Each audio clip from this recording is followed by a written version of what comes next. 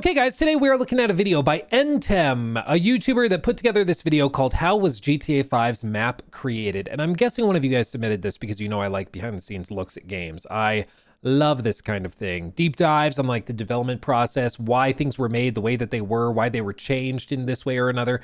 And GTA 5's map like is like as iconic a map as you can possibly have in the video game industry. I mean, it's probably the most iconic game map of any open world game ever. I mean, maybe like you could point to Red Dead 2 being up there as well, but like it's GTA 5. I mean, like, come on, it's Los Santos. What else can you say? I mean, it's monolithic. It is what it is, you know. But let's see how this was how this came to be. It is April 29th, 2008. Rockstar has just dropped their biggest title yet, GTA 4, and it's absolutely breathtaking. Liberty City and its surrounding areas feel alive in a way that no other game had even come close. A map so detailed, it instantly set the benchmark for every HD Universe title to come out after it. Well, and for like all open world games, it's crazy to think of now, but there was a time where open world games were considered to be like fairly rare. In the later 2010s, they became way more common and it sort of became the staple for a lot of like AAA games. If your game was AAA, it needed to be open world. But, and you see companies like Ubisoft, you know, really leaning into it. But for a while there, and like, especially in the late 2000s, Rockstar, like they were the kings of it, and they still are, obviously, but they were the ones doing it in a way that nobody else could even come close to, especially in terms of like scope, scale, complexity, everything. It just was, they were very much in a league of their own. It was absolutely remarkable.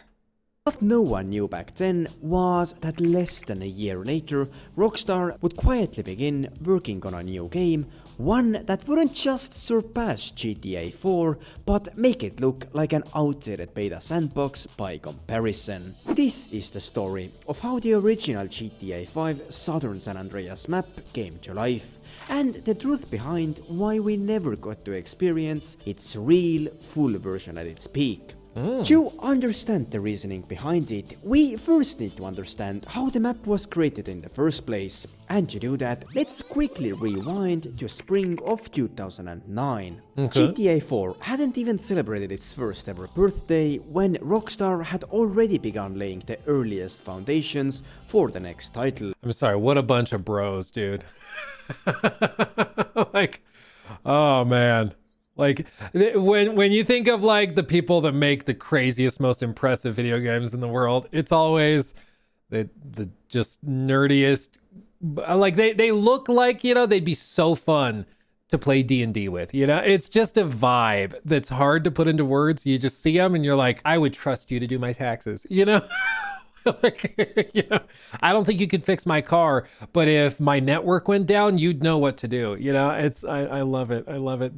I think what also is growing up, my dad worked in like these offices, and my dad works still does as a project manager for like software development. So for a while, like he worked at Microsoft. My dad worked at Microsoft, but he worked at Microsoft, like managing teams of engineers and software engineers. So I think like this is very familiar and like comforting to me, this whole vibe, because it's like my dad during my formative years was one of these guys. And so it just hits me right in the feels, you know. When I see this, I'm like, that is a bygone era of like 90s and early 2000s software development. It doesn't really exist in the same way nowadays because all of it's been outsourced, you know. It's all based in like India and places like that now. You still have some software development that happens in the US, but not anywhere near as much as it used to happen. It's just too expensive. It's crazy, but anyway. Rockstar had already begun laying the earliest foundations for the next title. Now you might assume that a new game's development would kick off with the map itself. But in reality, Rockstar started somewhere far less glamorous, the internal physics. Early development. One thing I also want to just mention this is when he mentioned go back to 2009, it made me think of this.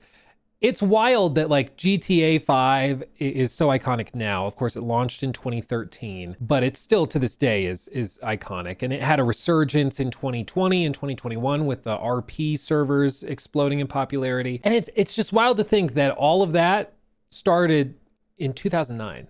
You know, like it feels so long ago, 2009, but like that's where we are. Like 2 years after the iPhone being invented. That's when we're talking about 2009. Like that's how long ago this map and everything was built out. It's wild, but that's where we are. I mean, it's just incredible how some work way back in the day can still be appreciated even now. What about sculpting the shape of Mount Gilead or laying out the Los Santos Road network? It was about refining the underlying systems, many of which were still heavily based on GTA 4's technology. The testing sandbox from this period gives us really no hints of any map work whatsoever. No terrain, no layout, nothing that even suggests that Southern San Andreas was on the table yet. And as it turned out, the map, the part that would for the first time ever define an HD universe California, wouldn't still show up for months. The first real confirmation. It's also, this is why it's so crucial to understand when stuff leaks, that like you can't infer much from it. Like those leaks that happened back in 2022 for GTA 6, which were massive, and there was so much information that leaked from those. But like that information and those like gameplay snippets and stuff were just little bitty looks at what the game was, not even close to like the final presentation of everything. So much changes during development in such a massive way. It's pretty insane, you know, when you see where they start versus where they end up. But that's game development for you. You know, you got to start very, very basic and then build on top of it. So a lot of these crazy elaborate games start in like a gray box, just testing some mechanics, and then they start to build it out slowly but surely from there, you know? A new GTA title was indeed in development, arrived in fall of 2009, but not through the usual Rockstar news via announcement. Instead, it slipped out during an interview that the GTA's lead writer and creative director at the time, Dan Houser, gave to the British newspaper The Sunday Times. Whether by accident or on purpose, Dan revealed that after finishing their Western project, Rockstar's next major priority was the next Grand Theft Auto. He even hinted at their potential creative process, first choosing a location and then building the characters around it. As we now know, the Western title in question became Red Dead Redemption, released during the following year in 2010. Meanwhile, behind the scenes, a small group of developers was already quietly shaping the earliest foundations of GTA 5. Yes, most of Rockstar's resources and manpower were still tied up in perfecting Red Dead, but that didn't necessarily mean the work on GTA 5 needed to be postponed. From this era, I mean,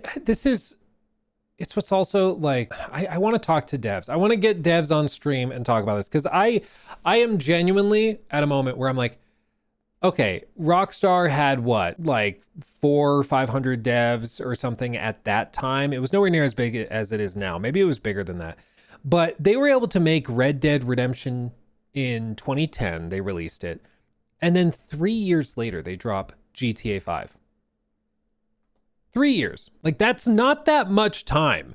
Like, even if you say, well, they had a secondary team working on it at the same time, but then the full team moved over after Red Dead, and then, like, even if you break that down, it's still insane. And then you compare it to today, where, you know, you're waiting at this point 8 years between major releases. Like, that's crazy, man. But they have way more developers now. I get there's a lot more to be done now. I get that back in the day, like, you know, it was okay to have the same tree asset copy and pasted 2,000 times, whereas nowadays, no, each tree needs to be one of maybe 50, and then those 50 cycle out dynamically across the map, and then we have to worry about balancing levels of detail as you travel through. Like, I get that it's not that simple anymore, but it just seems crazy to me that it takes so freaking long now, even with bigger teams and stuff. You would think that you could be more efficient.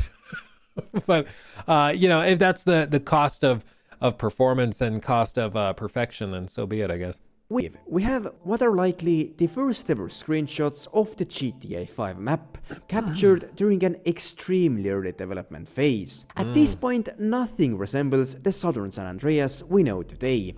Just a handful Still looks of very trees, GTA 4. scattered bushes, and rough, empty mountain terrain. To me, it looks like a simple testing ground for the few developers who were pioneering the project. Once Red Dead Redemption finally launched, it didn't take long for rumors to start circulating online that Rockstar had already completed the first major creative step Look at that, for the next 2010. GTA, choosing its setting. And according to those early whispers, the new game was supposedly going to take place in Hollywood.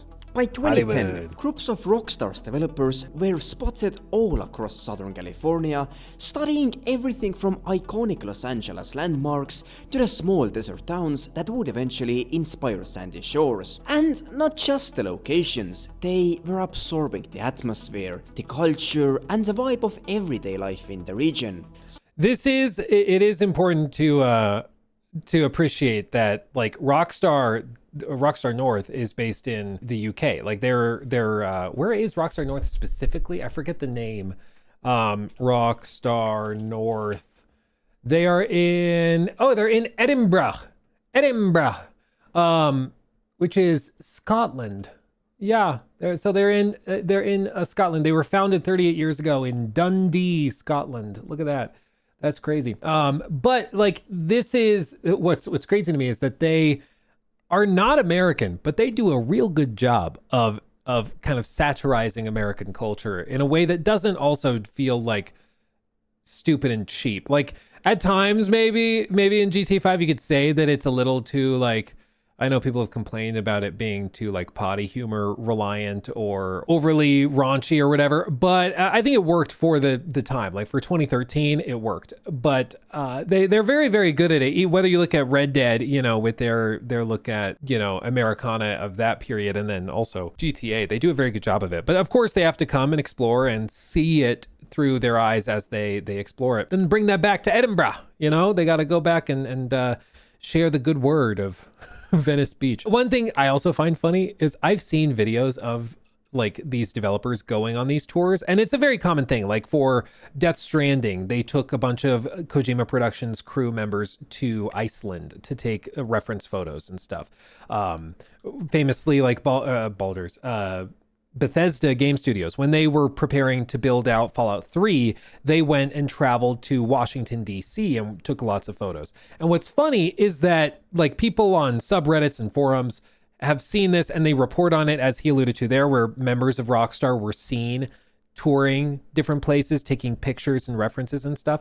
And you might hear that and be like, okay, whatever. But pause and ask yourself, how would they know that it was Rockstar people? Like, how would anybody know that those were Rockstar developers that flew across the globe to come and explore and take pictures? And it's because, and this is weirdly true of, like, all of these teams when they do this sightseeing, they all wear company t-shirts. Like, I don't know why, but I've seen, like, 3 different studios that have done this, and they'll film, like, videos and, like, promotional stuff for years later when the game launches. And they're almost always wearing, like, t-shirts with their company logo on it, or they have a backpack with the company logo. And it's like, don't do that. If you didn't have that, we would just assume you were a tourist. Like, nobody would think anything of it. But if I see somebody walking around in, like, a Naughty Dog t-shirt or in a Rockstar Games t-shirt, and you're taking photos of, like, a very specific building out somewhere, I'm gonna be like, Like, if I am in, I'm going to Prague for KCD Fan Fest, for example. If I'm in Prague and I look around and I see, like, Rockstar, a group of people, 10 people, they're all taking photos of a grand cathedral, and they're all wearing Rockstar logos on their shirts, I'm gonna take a quick picture of that. You know, because I'm like, interesting, you know, just don't wear the company t-shirt. That's all I'm saying. Some reports even suggest that a few Rockstar's employees went as far as speaking with gang members in South Los Angeles to better understand the nuances of the LA street life, which, if true, really just goes to show how much effort was put into making South Los Santos feel authentic. At this point, the map finally begins to take on a somewhat recognizable shape. In fact, you can see a glimpse of this early stage right now in the finished game. If you go to visit the Yellow Jack-in bar in the Grand Sonora Desert, on one of the wall photos you will find a plane on what appears to be the very first iteration of the Grand Sonora Desert and the Sandy Shores region. It's still extremely primitive, of course, but for the first time ever it actually resembles a GTA 5 map. You can clearly make out the early versions of the mountain ranges in the background, and even the terrain texture feels vaguely familiar. What's missing, however, is everything that gives the final game its personality. The vegetation, the landmarks, you know, all the small details that bring the desert to life. And remember, this was over 3 years before the game's final release, so this really... What's crazy is those GTA 6 leaks were 4 years before the game's release, and they already had like the cities and they had a lot of stuff in those. I won't go into detail into everything that was in there because there was a lot in those leaks, but those leaks were also, a lot of the footage in there was from like 2019, 2020 even, but some of it was 2019 footage. So like the GTA 6 map will be 6 years plus in active development, polishing, refining and stuff, you know, from when we saw it in those leaks, which is crazy. It just shows you how quickly things can change, but then also once they have it set up, how much time is spent refining, rearranging, tweaking. Like so much work goes into just making it perfect just by tweaking little bitty things. It shouldn't be taken as criticism. As the map started to more and more become an actual place, Rockstar secretly started the auditions for different character roles. That tells us something important. By this point, the entire storyline was already in place, including the major locations where key missions and heists would unfold. We can reasonably assume that by early 2011, areas like the Vangelico Jewelry Store and the rest of the Portola Drive for that matter were essentially finalized. It's also likely that the exteriors of all 3 protagonists' homes were already also completed. Even the Vanilla Unicorn, which later served as the planning hub for the Union Depository heist, was most likely already positioned on the map by this time. The Union Depository skyscraper itself was almost certainly complete as well. We even have a screenshot showing what the Los Santos skyline looked like in the 2011 beta phase. 2011, look at that. Look at that. How remarkable is that? Like, it's familiar. You can still see entire like missing chunks, but this is how they build these games out. You know, obviously they have the famous landmarks that they focus on. If you missed it, I actually filmed a video in this real life location recently. It was actually when I traveled to Los Angeles for the 007 preview event. The preview event was in like a building basically right here across from the park. And so I had like an hour to kill. So I went out into the park and I filmed a video over there, which is funny. I'll have to see if Jacob can find it and link that. But yeah, I did film a video like on a bench right back in here, I think it was. But anyway, this is how it works. I mean, they have to basically set up the broad outline. They have the script and they have the story outline. Side quests and stuff will happen later for sure. But they set all of that up so that they can start building out quest logic, so they can start building out encounters and go on from there. And then they'll have secondary teams and 3rd level and 4th level teams that go and do additional passes. So once they get the big buildings there, maybe they'll go back in and they're like, actually, we want to do a quest here. So we'll build that out. But then also we wanted to do a quest where we have like the pursuit of the boat or something like through the highways. And so we've got to rearrange this highway exit ramp and on-road ramp. And then we got to do this and move this stuff around, put a ramp there, take this brick wall away so that we can have a ramp going over the top of it. Like that's when they start to really refine and iterate. But as with most things, it's almost like sculpting, you know, you get the broad shape and then you get a little more detail, maybe add some clay back on to keep sculpting and changing. That's just how it tends to work. And it's just fascinating to see the different phases. It's why, like, this is the kind of thing. I wish more companies did the Raising Kratos or Grounded documentaries. I love those things. Like, filmed from beginning to end, the development process, humanize the developers and the teams, let us see what they're saying behind the scenes as they build it out. I think that would go so far for, like, making the industry a better place, in my opinion. But, yeah, anyway, this is super cool. I don't think I'd ever seen this particular screenshot from 2011 before. That's wild. At the first time, we see something instantly recognizable, barely changed in the final game. A few months later, internal files mention the addition of police AI, which strongly suggests that the city's road network was already mostly in place. In fact, we even have early screenshots of Los Santos motorway system from 2011. If we set aside the GTA 4 style visuals and the leftover GTA 4 minimap, the core of GTA 5 was finally in place. The world existed. Now Rockstar had to bring it to life. This meant everything beyond the basic terrain and major structures. For example, wind farms, vegetation, unique points of interests, farms, interior spaces, ambient details, and of course the NPCs that populate the world. In short, all the elements that transform a rough map into a living, breathing environment. It was around this stage that Rockstar assembled the first GTA 5 trailer, and if you look closely at some shots, you can actually still spot empty spaces and unfinished areas in the background, clear signs that even as the game was being revealed to the public, parts of the map were still undergoing adjustments. Now, that being said, I also have to point out something important. There were locations shown in that very first trailer that never made it into the final game, at least in the form that they were originally presented. First of all, the Palito Bay area looked completely different in the early trailer, and frankly, it looked a lot better. The town was surrounded by far denser vegetation. Mountain slopes were covered in thick layers of pine trees, and the Palito forest stretched out much further than in the final game. Not only was there this Flint County-like forest around Palito, but it also largely covered the Ratson Canyon, making its biome more similar with the northwestern coast rather than the Californian desert. And the Palito Bay forest wasn't the only area where vegetation was significantly scaled back. Similar cuts happened across the map. Fewer palm trees. Yeah, it does. I've heard this brought up many times, where there's also just a lot of like grass and bushes and stuff that were scaled back for the 360 and PS3 versions that at one point they had running, but they just couldn't keep it for one reason or another. Maybe it just caused instability. It was just too much for the consoles to bear. I mean, you got to remember, this was built to run on 2006 hardware.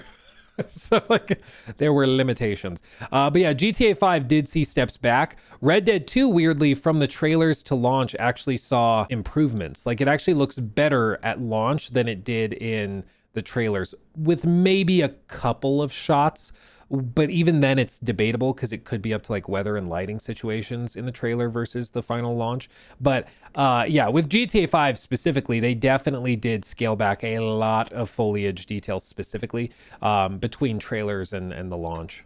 Downtown Los Santos, the removal of the Japanese-style cherry trees near the private docks, and noticeably thinner vegetation throughout the Vespucci alleyways. But this raises a fair question. Why did Rockstar suddenly start stripping out the trees and other vegetation that they had originally placed there themselves? And of course the easy reason is the limitations of the PS3 and the Xbox 360.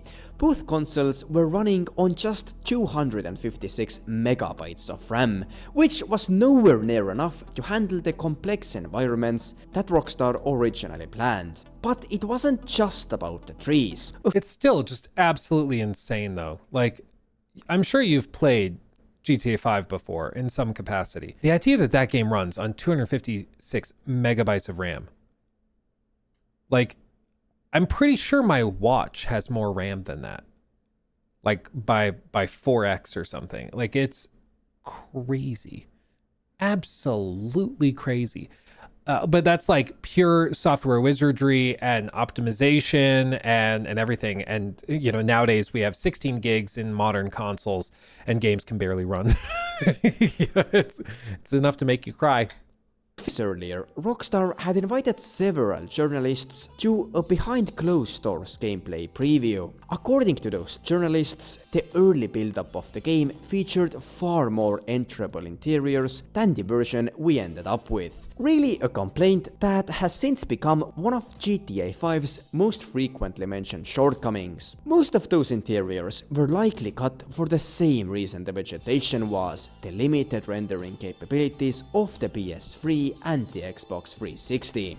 It's actually one of the, there's been a number of patents filed on the part of Rockstar in the last handful of years. One of the patents was, or had to do with interior rendering techniques and then like procedurally generated interiors, which is really interesting. And it could just be used for interiors that are then gone over, you know, by hand and tweaked and improved. But they do technically have a technology that they patented that allows them to basically go into an environment like this, tag certain things. So like you could tag it as residential for this house, residential, maybe middle class, you tag it blue collar, religious, you know, you can tag it with all these things, cluttered, and it will go and procedurally fill out furniture, fill out things like other assets, like maybe there's a sweater thrown over the back of the couch because it's tagged as clutter.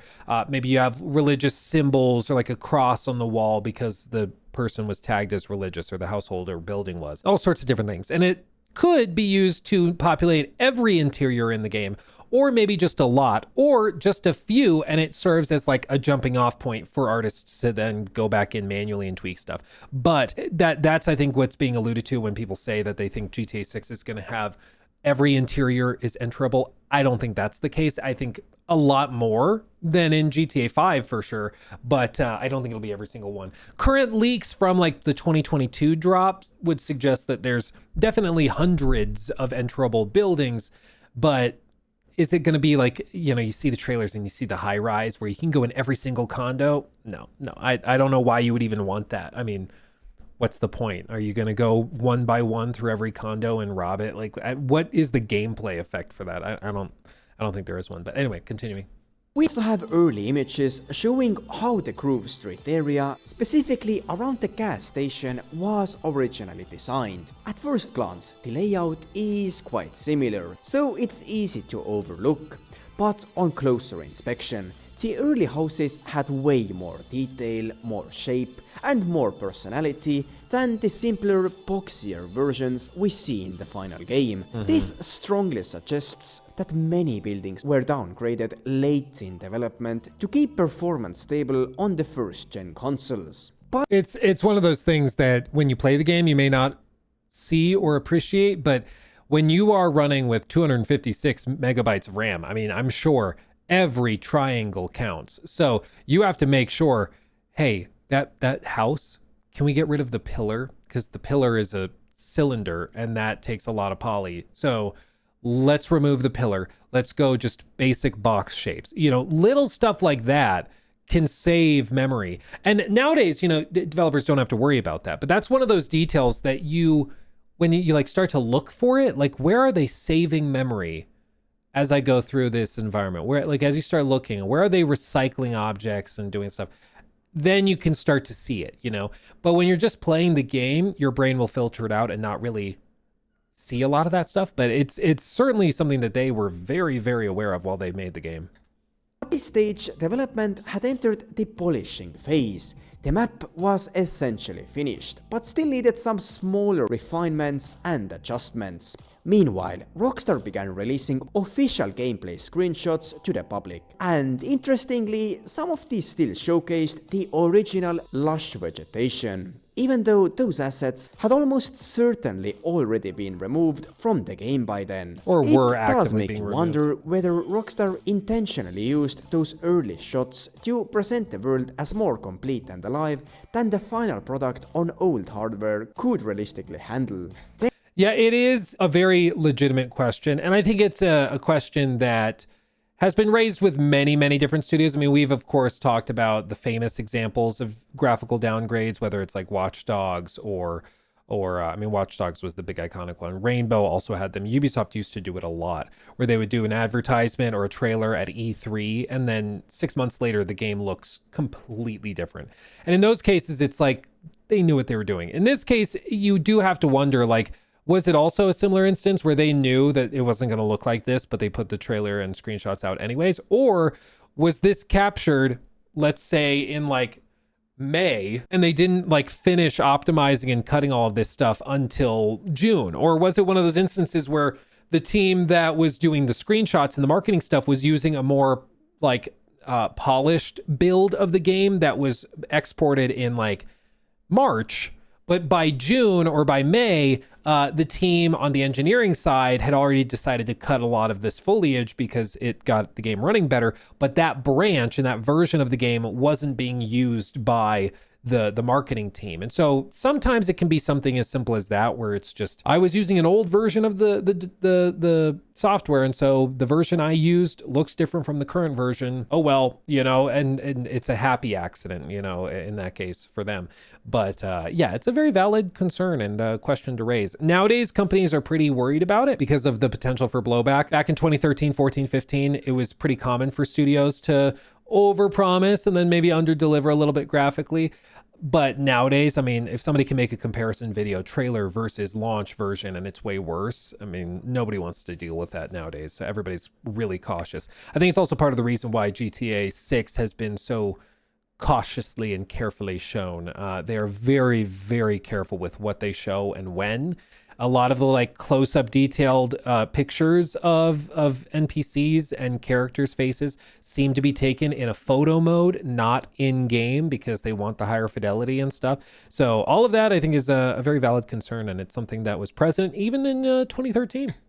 In early 2013, the game received its final delay. The release date shifted from spring to fall of 2013, but by that point the map most likely wasn't the issue anymore. The delay was allegedly caused by final bug fixing, vehicle glitches and other system related problems. And then, in September, we finally received the game the world had been waiting for half a decade. And despite the cuts, reductions and compromises made throughout the development, the map we got was nothing short of a masterpiece, something we had never seen before in gaming, at least at that time. Yep. It only makes me wonder, will GTA 6 manage to deliver the same unmistakable Rockstar magic once again?